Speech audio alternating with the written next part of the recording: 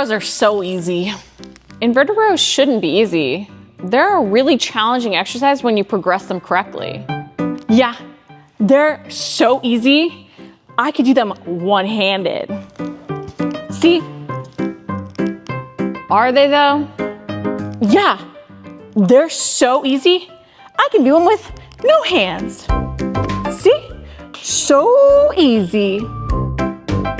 Come on. Are they though? Shh. We get stronger and moves get easier.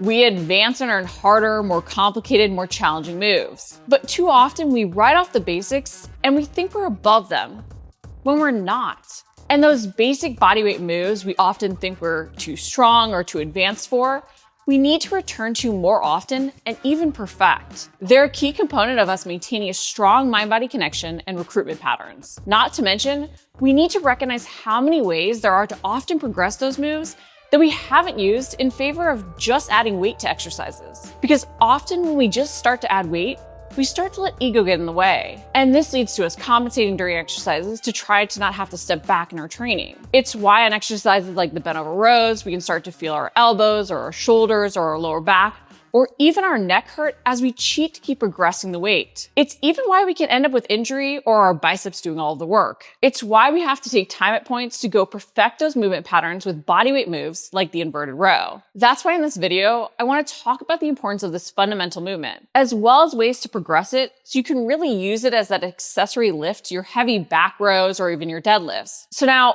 why is the inverted row an important fundamental move? The back row requires not only back and bicep strength, but proper scapular control or proper control over your shoulder blade movement if we don't want to end up with neck, shoulder, elbow, upper, or even lower back pain. Too often, if we aren't able to properly move our shoulder blades towards our spine or retract them without shrugging, we'll feel ourselves only pulling with our biceps or other areas like our shoulders or neck becoming overworked. And if we don't have proper core control and thoracic or upper back spinal mobility, we'll often feel our lower back engaging when we add heavier loads to our rows. The inverted row is a great way to change those rowing movement patterns and really train proper scapular movement and core control. It provides a safe and easy way to do this because we can change the resistance and start from a very solid plank position with our shoulders even stabilized and our back already engaged. When you set up for the inverted row, focus on engaging your glutes, flexing your feet to engage up your legs, and even brace your abs as if you're being punched in the gut. Then unshrug your shoulders and really press your chest out. If you run through all these things, you'll feel your body lock in as one unit, and you'll feel your back already engaged to support your shoulders. This setup is key to having tension so you can already feel the correct muscles engaged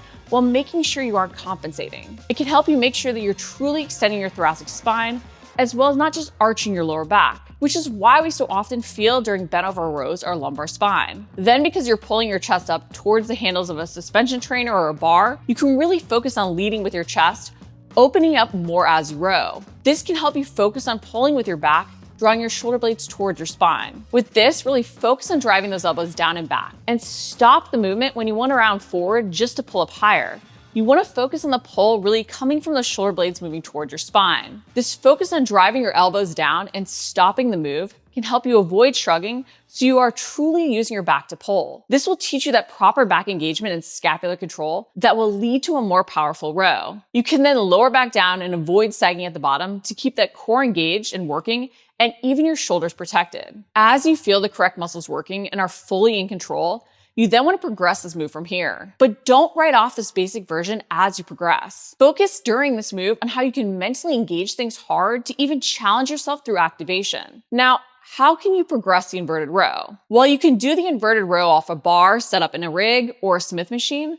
I personally love the suspension trainer version the most, as you can use a variety of grips more easily. With either though, you can adjust the height of the handles or bar to help you change the incline. The closer to parallel your body is, the harder the move will be. And if you've hit about parallel, you can continue to progress the move by lifting your feet up on a bench. We so often don't see opportunity in these small changes, and instead just jump to adding weights. But different forms of progression are key to helping us really create strong recruitment patterns, which ultimately lead to better muscle gains. And changing your body angle isn't the only way to use this move to your advantage. You can also include a unilateral or one-sided row and make it rotational or anti-rotational. By making this move unilateral, you can help yourself work on imbalances and even challenge your core in different ways. If you have a weaker side, this is a great way to correct that and strengthen both sides independently so your stronger side doesn't take over. Often when we try to keep lifting more and more, we can end up with injury if we do have an imbalance. This happens as either our weaker side tries to keep up and becomes overloaded, or our stronger side tries to carry more of the load and ends up overworked. So unilateral moves are a great way to correct imbalances as much as we can.